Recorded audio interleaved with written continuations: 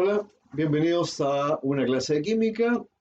Esta va a ser la continuación de la clase anterior, en la cual estuvimos describiendo las características de los ácidos y algo también de las bases. Esta vez vamos a hablar de las bases propiamente tales y del equilibrio ácido-base que se produce entre ellas, para una reacción que nosotros vamos a llamar de neutralización. Describir y acordarnos un poco de lo que eran las bases. Tenían sabor amargo, por eso no muchos las quieren, ¿cierto? Y están asociadas, como digo, a productos de limpieza. Reaccionan con indicadores, al igual que los ácidos, pero lo hacen de una manera diferente. Por ejemplo, el papel tornasol azul, las bases lo dejan igual. Sin embargo, si yo utilizo un papel tornasol rojo y lo coloco dentro de una base, este vira a azul. También tenemos un indicador muy propio de las bases, que es la fenolftaleína, la cual adquiere un rojo violáceo o violeta cuando está en contacto con una base. Sin embargo, estos indicadores no nos dicen si son más o menos peligrosas, solamente nos dicen si la sustancia es o no básica. ¿Ya? Ahora, las bases también son corrosivas al igual que los ácidos y también son electrolitos, es decir, en solución acuosa se disocian en sus iones respectivos. Veamos entonces, si analizamos una escala de pH, ¿dónde encontramos a las sustancias básicas? Por supuesto, desde 7 hacia el 14. De manera que mientras más nos acerquemos al número 14, las bases son más peligrosas. Y vamos a ver entonces que una base normal es aquella que en solución acuosa se disocian sus iones, pero lo más importante es que las bases liberan iones hidroxilo, que es el OH-. Si bien es cierto, los ácidos liberaban iones hidrógeno, las bases lo van a hacer con los iones OH o iones hidroxilo. Acá tenemos el hidróxido de calcio. Cuando se disocia, va a liberar o va a dejar libre al calcio con carga más 2. Y van a haber 2 iones OH menos. ¿Ok? Por lo tanto, la cantidad de cargas positivas va a ser equivalente a la cantidad de cargas negativas. También el estado de oxidación del metal va a indicar la cantidad de OH que van a haber en la disociación. En el caso del hidróxido de magnesio, vamos a ver que hay 2 OH en la molécula, ¿cierto? Por lo tanto, al disociarse, el número 2 que está debajo como subíndice del OH va a indicar la carga del metal, que en este caso sería el magnesio más 2, y a la vez va a indicar la cantidad de iones OH que se liberan. Y ahí lo tenemos entonces en las moléculas dibujadas. Otro compuesto también mencionado en la clase anterior es el hidróxido de aluminio, un compuesto que, al igual que el hidróxido de magnesio, se utiliza para tratar úlceras gástricas.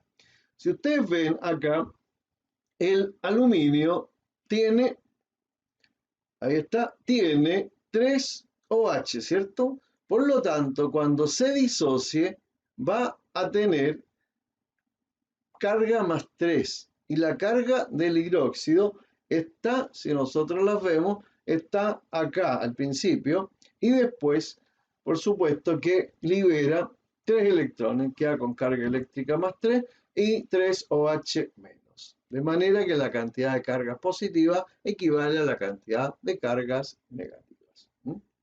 Acá tenemos entonces que el aluminio se disoció, su carga es más 3 y hay 3 OH menos. El último ejemplo que damos acá es el del hidróxido de plomo o hidróxido plúmbico.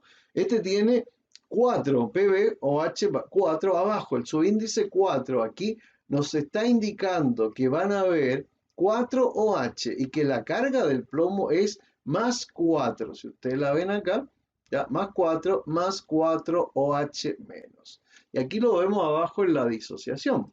¿Okay? Y ahí tenemos los 4 OH menos.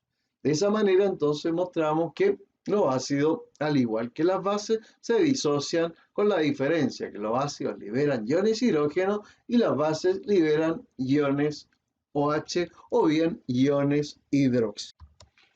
Hola, bienvenidos a una nueva clase que es la continuación de reacciones ácido-base. Hoy día vamos a ver qué sucede cuando yo combino un ácido con una base. Esto es neutralización, ¿sí? Y vamos a ver cómo se anulan entre ellos. Acá tenemos al ácido bromhídrico y a la soda cáustica o hidróxido de sodio. Cuando yo uno este ácido con esta base, vamos a ver que en la solución acuosa vamos a tener los iones hidrógeno libres y van a unirse con el OH para formar agua, mientras que el metal sodio se va a unir con el bromuro y van a formar esta sal que es bromuro de sodio, más agua, de tal manera que el pH se va, ácido y básico se van a anular y van a tender a irse a un pH neutro. ¿Okay? Acá tenemos otra situación similar en la cual el NaOH al disociarse va a quedar sodio libre y el ácido sulfhídrico al disociarse va a dejar libre al hidrógeno y al azufre. El OH de la soda ya se va a ir con el hidrógeno para formar agua, mientras que el metal, que es sodio, se va a unir al azufre.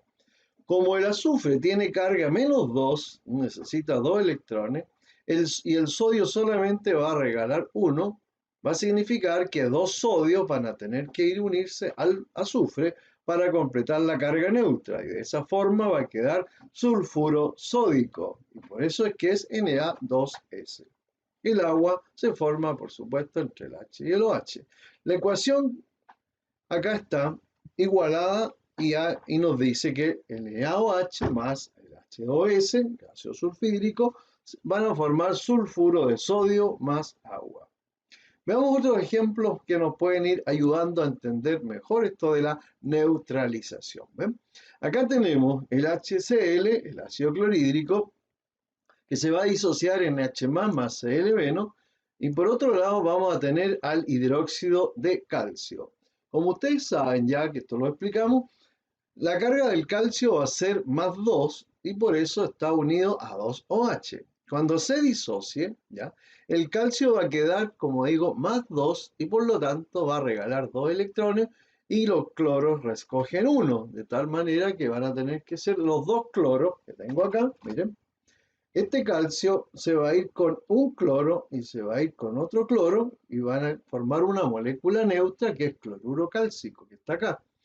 Y el OH, este H va a ir a unirse a ese OH y este H se va a unir a este OH y va a formar O, ¿ya? H2O, o sea, 2 moléculas de agua van a tener que aparecer acá. Y ahí está. De esa manera entonces se ha formado una sal más agua. Y acá tenemos la igualación de la ecuación química.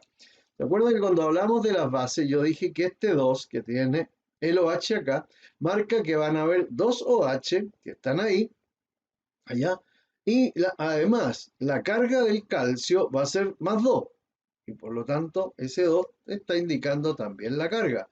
El calcio al ser +2 va a necesitar entonces, aquí +2, va a necesitar 2 cloruros, SCl- y SCl-. Bueno, y el resto es agua. El pH del ácido tiende a marcarse de color rojo, como lo vemos ahí, y el hidróxido tiende a ser desde verde azulino para arriba y es un pH básico. Cuando se junten estos dos y se anulen entre ellos, el pH va a quedar de color, ¿cierto? El papel pH de color amarillo y va a marcar un valor cercano a 7, o 7 si es que lo conseguimos. Entonces ahí tendríamos otra neutralización, otro ejemplo. Acá tenemos el ácido clorhídrico con el KOH. De nuevo, si es que no nos ha quedado duda, el H se va a unir con el OH. Este H de acá mejor con este OH y el metal con el no metal y va a formar el cloruro potásico acá más el HOH que es agua. La neutralización generalmente nosotros hacemos lo que llamamos una titulación. Significa que en un vaso precipitado colocamos soda cáustica, acá, NaOH, un indicador que puede ser la fenolftaleína y de arriba le vamos agregando el ácido clorhídrico a través de una bureta. Y acá tenemos una llave que va permitiendo regular el ácido que va entrando. A la base, como decía, le agregamos fenolftaleína, un indicador que va a poner a la base de color rojo, rojo violáceo. Y cuando el color desaparece, significa que hemos llegado al punto de la neutralidad y obtenemos cloruro de sodio más agua. ¿Okay? Esa es una manera entonces de trabajar las neutralizaciones en laboratorio.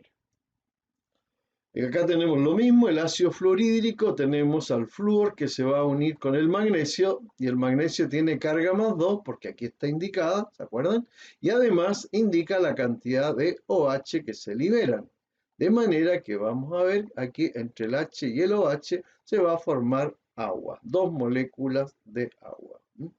Entonces acá tendremos que tener acá está, 2 HF para poder enfrentar y generar una reacción con el magnesio, que es más 2.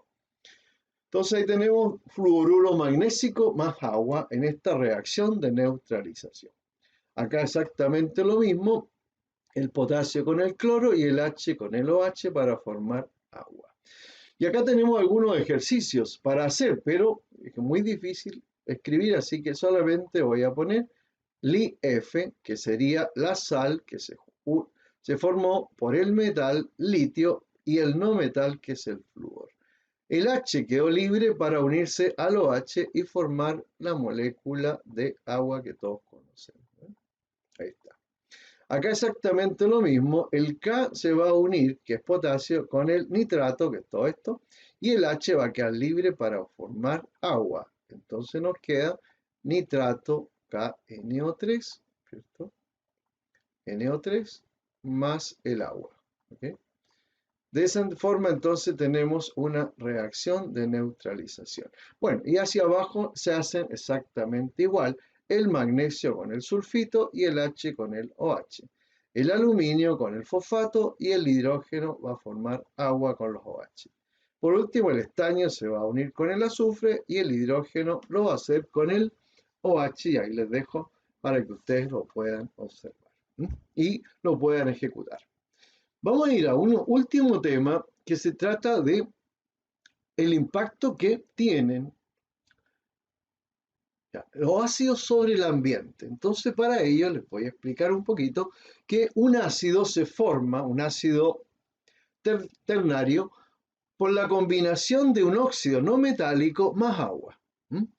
Vamos a ver entonces este proceso importante y vamos a hacer la aplicación a nuestro medio ambiente. Este es anhidro sulfuroso, el cual en contacto con el agua forma ácido sulfuroso.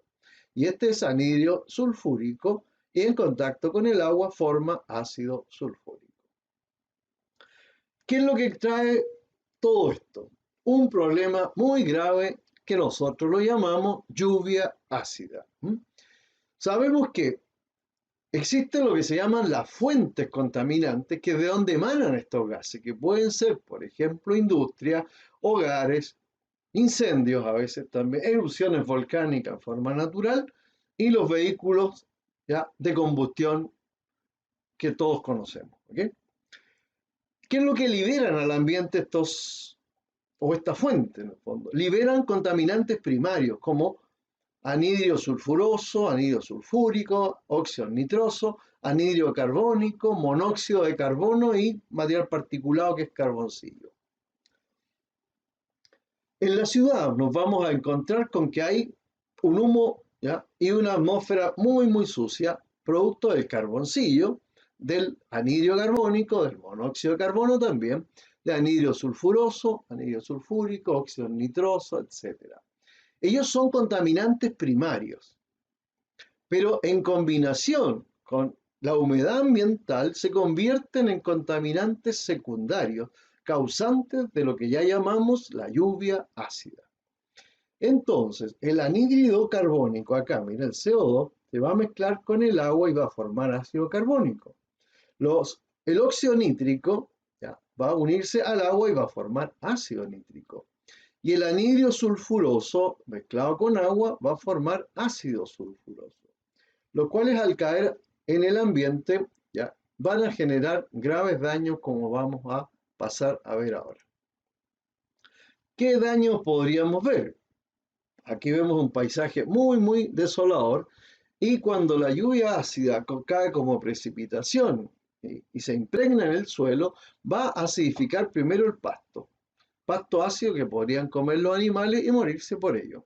También va a empezar a secar la hoja, la flor, el fruto, y finalmente el árbol va a quedar tal cual como sale en el paisaje, totalmente seco.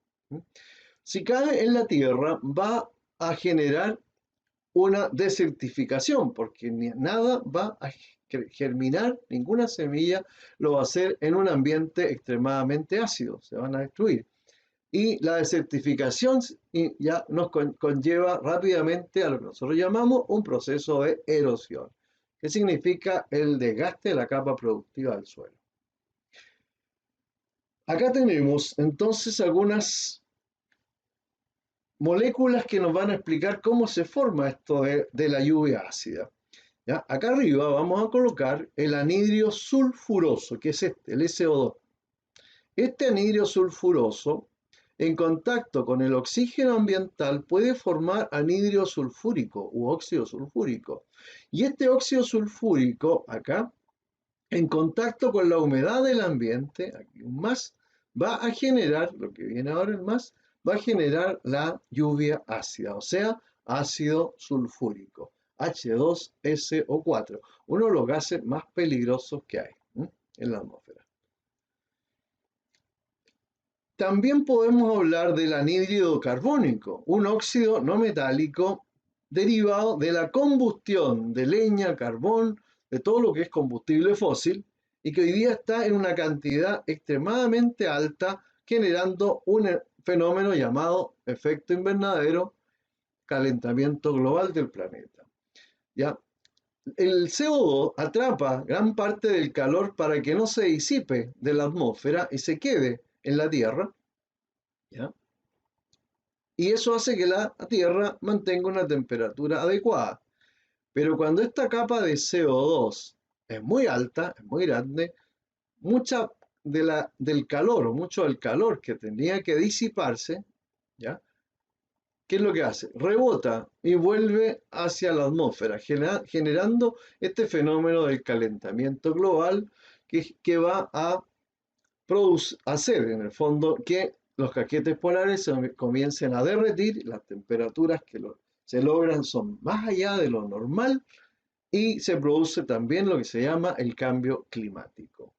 Este CO2 en combinación entonces con la atmósfera, con el agua de la atmósfera, va a generar esta molécula que se llama ácido carbónico, y que es, como digo, el CO2, el causante en gran medida del efecto invernadero.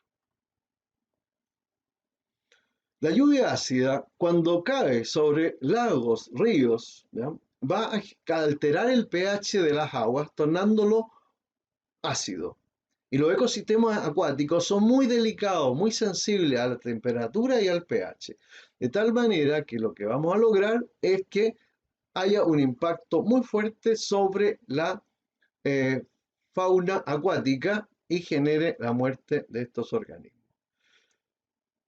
Por eso urge tomar medidas para ir cambiando, ¿ya?, el uso de combustibles fósiles por energía renovable que no tenga tanto impacto sobre el ambiente, para darle tiempo a que se regenere y eliminar de nuestro planeta el llamado efecto invernadero y el cambio climático que hoy día nos está afectando seriamente, principalmente por la falta de agua en nuestro país y en el mundo en general, y la desertificación, que no deja de ser un gran problema.